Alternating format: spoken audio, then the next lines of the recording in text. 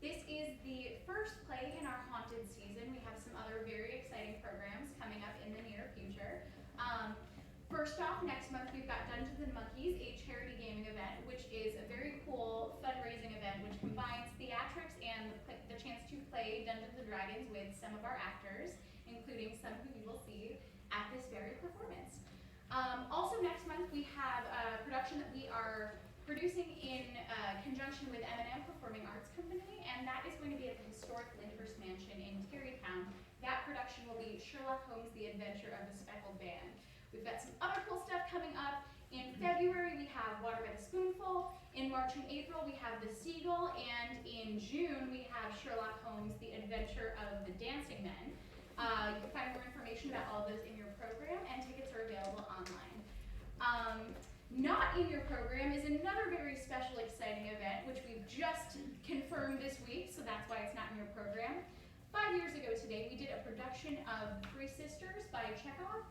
And we are reuniting that original cast for one night only, December 8th, in this theater for a special benefit performance to benefit an organization called Women in Need, which is a domestic violence shelter located right here in the Bronx. Just realized I forgot to mention the fundraising organization that we are doing the fundraising for Dungeons and Monkeys is the Midnight Run organization. 50% of the proceeds will go to benefit that charity as well. We hope you can come to both. There's a suggested donation of $10 for the Three Sisters reunion performance. And a little casting change that is not in your program as well. Due to an injury, the role of Lady Macbeth will be played today by Amy Fry. Also, please take this opportunity to turn off and silence all cell phones and electronic devices. Please unwrap any candy items, anything like that you have. Everyone's gonna hate you if you don't, because it'll be distracting and it'll be bad. I don't want that for you. Also, please, super important, please keep the aisles and the areas by your seats clear. We have actors entering and exiting from just about everywhere in the theater, so for their safety and yours, we really need to keep those spaces tidy and not have anything they could trip over. If you need to store things, you may do so under your seat. If you have something large, come see me after this speech. I'll be over there, and I can put it somewhere safe for you. Please note that our emergency exits are right through those doors and right through those doors. And without further ado, thank you and enjoy the show.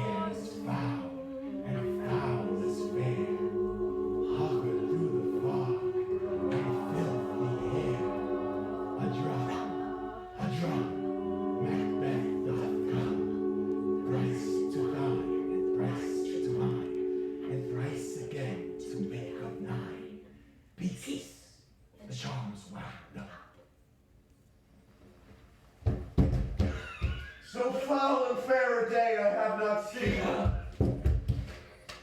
How far is the call to forest? What are these?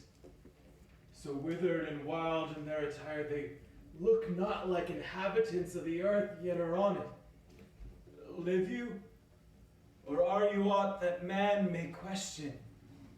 You seem to understand me. Speak if you can, what are you? Oh, hail Macbeth, Hail to thee, Thane of Glamis. All hail, Macbeth. Hail to thee, Thane of Cawdor. All hail, Macbeth. Thou shalt be king hereafter. Good sir, why do you start and seem to fear things that sound so fair? In the name of truth, are ye fantastical? Or indeed, as ye outwardly show? My noble partner, you greet with present grace and great presentation of royal hope and noble having that he stands wrapped withal. To me you speak not. If you can see into the seeds of time and know which grain will grow and which will not, then speak to me, who neither fear nor begs your favor nor your hate. Hail! Hail, hail. Lesser than Macbeth and greater. Not so happy, yet much happier. Thou shalt get kings, though thou be none. So all hail Macbeth and Banquo. Banquo and Macbeth, all hail. Stay, you imperfect speakers, tell me more. By Cyril's death I know I am Thane of Glamis, but how of Cawdor? The Thane of Cawdor lives, a prosperous gentleman, and to be king stands not within the prospect of belief, no more than to be Cawdor. Say from whence you owe this strange intelligence, or why upon this blasted heath you stop our way with such prophetic greeting. Speak, I charge you. The earth has bubbles as water does, and these are of them. Whither are they vanished? Into the air, and what seemed corporal melted as breath into the wind. Would they had stayed? Were such things here as we do speak about? Or have we both eaten from the insane root that takes reason prisoner? Your children shall be kings. You shall be king. And Thane of Cawdor, too, went it not so? To the self-same tune and word. But who's there? The king hath happily received, Macbeth, the news of thy success. And when she reads thy personal venture in the rebels' fight, her wonders and her praises do contend, which should be thine or hers.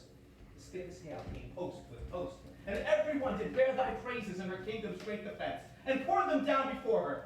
And for an earnest of greater honor, she bade me from her call thee Thane of Cawdor, in which addition, hail most worthy Thane, for it is thine. What can the devil speak true? The Thane of Cawdor lives. Why do you dress me in borrowed robes? Who was the Thane lives yet, but under heavy judgment bears that life which he deserves to lose. Whether he was combined with those of Norway, or did line a rebel with hidden help and vantage, or that with both he labored his country's wreck. I know not, but treason's capital, confessed and proved, have overthrown him. Glamis and Thane of Cawdor, the greatest is behind. Thanks for your pains. Do you not hope your children shall be kings, when those that gave the Thane of Cawdor to me promised no less to them? That trusted home may yet unkindle the crown unto you, besides the Thane of Cawdor. It is strange. And oftentimes, to win us harms, the instruments of darkness tell us truths. Cousins, a word, I pray. Two truths are told.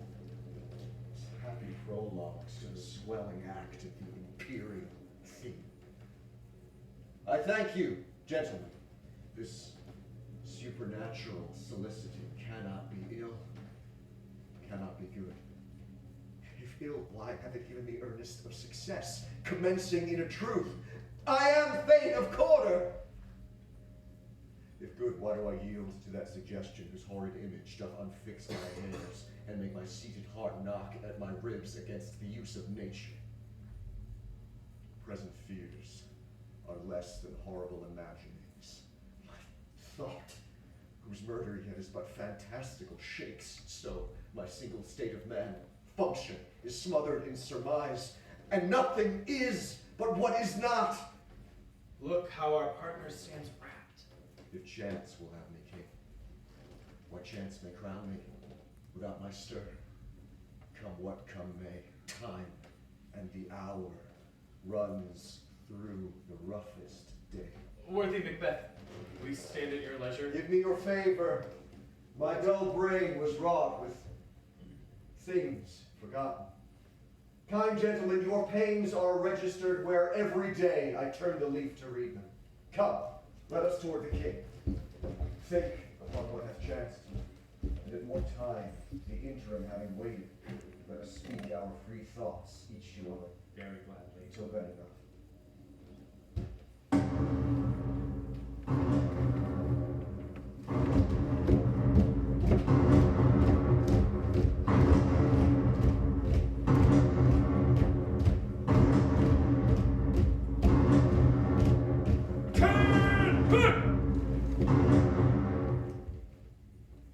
Oh, worthiest cousin,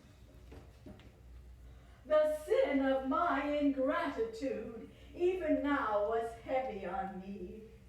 Thou art so far before that swiftest wing of recompense is slow to overtake thee. Would thou hadst less deserved, that the proportion both of thanks and payment might have been mine. Only I have left to say, more is thy due than more than all can pay. The service and the loyalty I owe in doing it pays itself. Welcome hither. I have begun to plant thee, and will labor to make thee full of growing. Noble Banquo, thou hast no less deserved, nor must be known no less to have done so. Let me enfold thee and hold thee to my heart. My plenteous joys wanton in fullness, seek to hide themselves in drops of sorrow.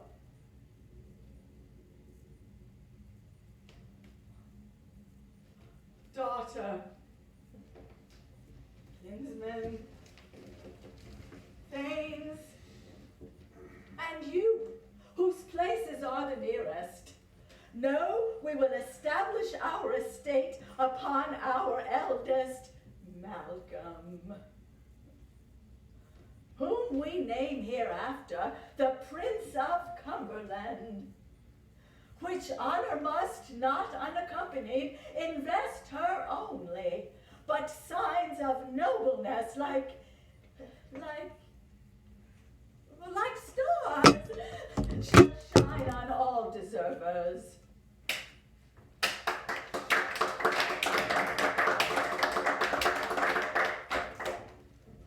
From hence to Inverness, and bind us further to you. The rest is labor, which is not used for you.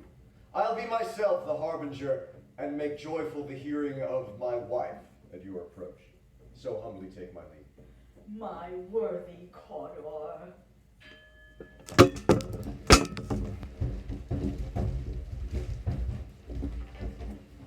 Prince of Cumberland. That is a step on which I must fall down or else o'erleap, for in my way it lies. Stars, hide your fires. Let not light see my black and deep desires. The eye wink at the hand, yet let that be which the eye fears when it is done to see. They met me in the day of success, and I have learned by the perfectest report they have more in them than mortal knowledge. When I burned in desire to question them further, they made themselves air, into which they vanished. Whilst I stood rapt in the wonder of it, came missives from the king, who all hailed me, Thane of Cawdor, in which title before these weird sisters saluted me, and referred me to the coming on of time with Hail, King, that shall be. This time I thought good to deliver thee, my dearest partner of greatness, that thou mightst not lose the dues of rejoicing by being ignorant of what greatness is promised thee. Lay it to thy heart. Farewell. Glamis thou art, and Cawdor, and shalt be what thou art promised. Yet do I fear thy nature. It is too full of the milk of human kindness to catch the nearest way. Thou Thou wouldst be great, art not without ambition, but without the illness should attend it. If thou wouldst highly, that wouldst thou holily. Wouldst not play false, and yet would wrongly win.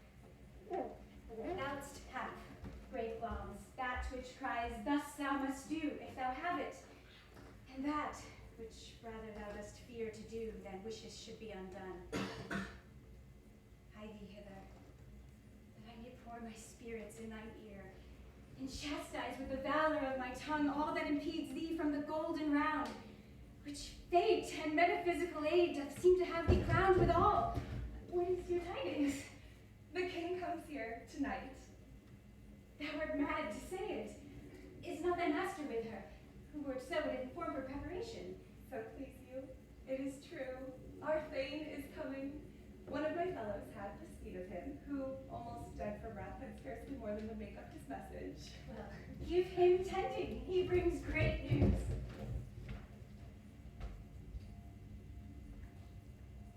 The raven himself is hoarse, that croaks the fatal entrance of Duncan under my battlements.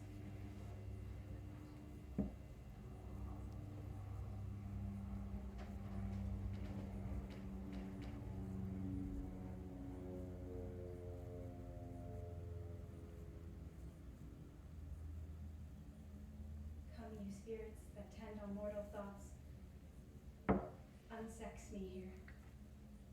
And fill me from the crown to the toe, top full of direst cruelty. Make thick my blood. Stop up the access and passage to remorse, that no compunctious visitings of nature shake my fell purpose, nor keep peace between the effect and it. Come to my woman's breasts, and take my milk for gall, you murdering ministers. Wherever in your sightless substances you reign on nature's mischief. Come, thick night, and pall thee in the dunnest smoke of hell, that my keen knife see not the wound it makes, nor heaven peep through the blanket of the dark to cry, hold, hold! Great gloves, worthy clatter, greater than both by the all hail hereafter.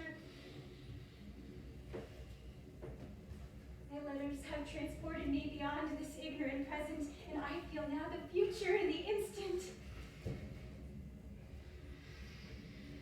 My dearest love, Duncan comes here tonight. And when goes hence? Tomorrow, as she purposes. Oh, never shall sun that morrow see. Your face, my thing, is as a book where men may read strange matters. To beguile the time, look like the time. Bear welcome in thine eye, thy hand, thy tongue. Look like the innocent flower, but be the serpent under it. She that's coming must be provided for, and you shall put this night's great business into my dispatch, which to all our nights and days to come give solely sovereign sway and masterdom.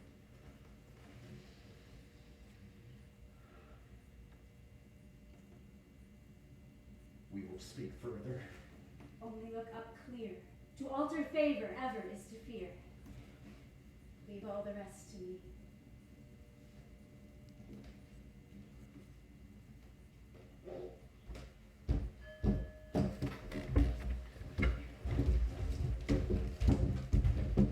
This castle hath a pleasant seat. The air nimbly and sweetly recommends itself unto our gentle senses. See, our honored hostess. The love that follows us sometime is our trouble, which still we thank as love. Herein I teach you how you shall bid God yield us for your pains, and thank us for your trouble. All our service, at every point twice done and then done double, were poor in single business to contend against those honors, deep and broad, wherewith your majesty loads our house. For those of old, and these late dignities heaped up to them, we rest your hermits. Fair and noble hostess, we are your guest tonight. Your servants ever have theirs, themselves and what is theirs in compt, to make their audit at your highness' pleasure, still to return your own. Give me your hand. Conduct me to mine host. We love him highly, and shall continue our graces towards him. By your leave, hostess. If it were done when 'tis done, it were well, it were done quickly. If the assassination could trammel up the consequence, and catch with her surcease success, that with this blow might be the be-all and the end-all here, but here, upon this bank and shoal of time, we'll jump the life to come. And in these cases we still have judgment here, that we but teach bloody instruction, which being taught return to plague the inventor. This even-handed justice commends the ingredients of our poisoned chalice to our own lips. She's here in double trust. First, as I'm her kinsman and her subject, strong both against the deed. Then as her host, who should against her murderer shut the door, not bear the knife myself. Besides, this Duncan hath borne her faculties so meek, hath been so clear in her great office, that her virtues will plead like angels, trumpet-tongued, against the deep damnation of her taking off, and pity, like a naked newborn babe striding the blast, or heaven's cherubim horsed upon the sightless couriers of the air, shall blow the horrid deed in every eye, that tears may drown the wind. I have no spur to prick the sides of my intent, but only faulting ambition, which o'erleaps itself and falls on the other. Hail, King of Scotland! Hail, King of Scotland! How now? What news? She has almost supped. Why have you left the chamber? She asked for me. Know you not she has? We will proceed no further in this business. She hath honored me of late, and I have bought golden opinions from all sorts of people, which would be worn now in their newest gloss, not cast aside so soon. Was the hope drunk wherein you dressed yourself? Had it slept since, and wakes it now to look so green and pale at what it did so freely? From this time such I account thy love. Art thou afeard to be the same in thine own act and valor as thou art in desire? Wouldst thou have that which thou esteem'st the ornament of life, and live a coward in thine own esteem, letting I dare not wait upon I would, like the poor cat in the attic? Prithee, peace. I dare do all that may become a man. Who dares do more is none. What beast was then that made you break this enterprise to me? When you durst do it, then you were a man. And to be more than what you were, you would be so much more than man. Nor time nor place did then adhere, and yet you would make both. They have made themselves, and that their fitness now does unmake you. I have given suck, and know how tender 'tis to love the babe that milks me. I would, while it was smiling in my face, have plucked my nipple from his boneless gums and dashed the brains out, had I so sworn as you had done to this. If we should fail, We fail. But screw your courage to the sticking place and will not fail. When Duncan is asleep, whereto the rather shall her day's hard journey soundly invite her. Her two chamberlains will I, with wine and wassail, so convinced that memory, the warder of the brain, shall be a fume, and the receipt of reason a limbeck only. When in swinish sleep their drenched natures lies as in a death, what cannot you and I perform upon the unguarded Duncan? What not put upon her spongy officers, who shall bear the guilt of our great quell?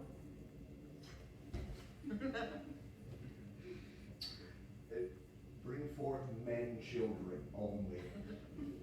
For thy undaunted metal should compose nothing but males.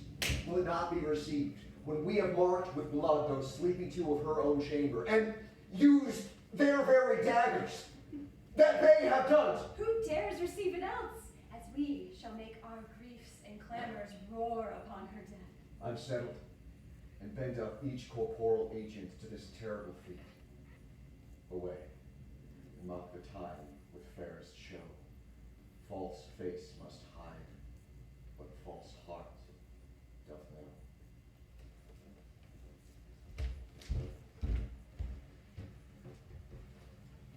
How goes the night, daughter?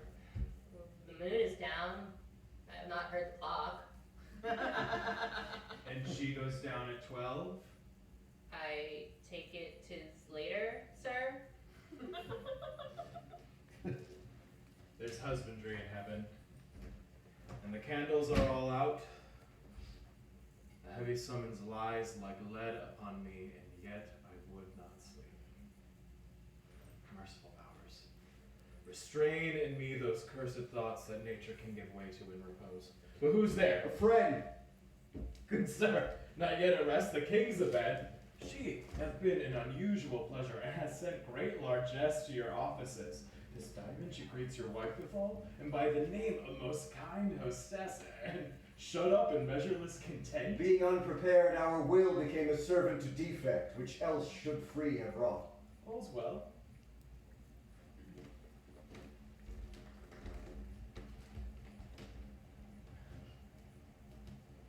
I dreamed last night of the weird sisters. To you they have shown some truth. I think not of them. But when we can entreat an hour to serve, we would spend it in some words upon that business, if you would grant the time. At your kind pleasure. If you shall cleave to my consent, when 'tis it shall make honor for you. So I lose none seeking to augment it. And keep my bosom's franchise and allegiances clear, I shall be counseled. Good repose the while. Thanks. The likes to you too.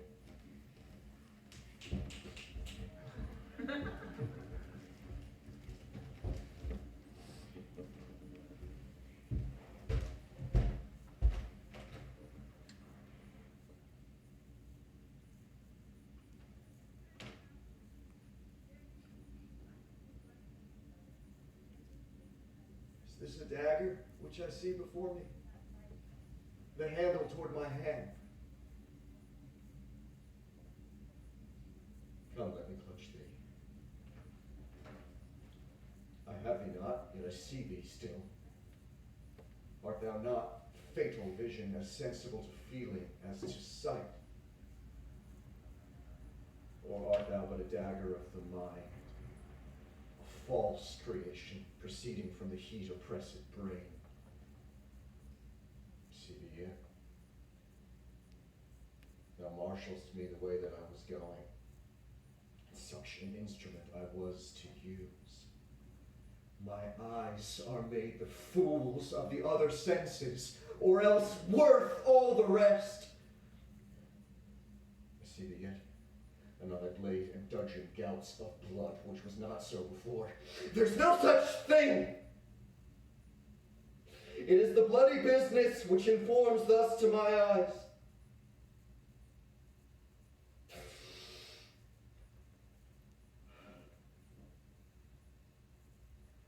Now o'er the one-half world nature seems dead.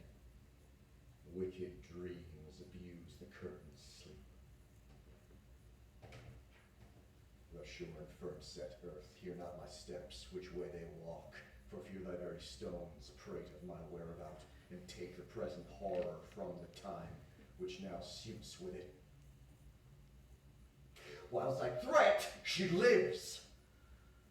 Words to the heat of deeds too cold breath gives.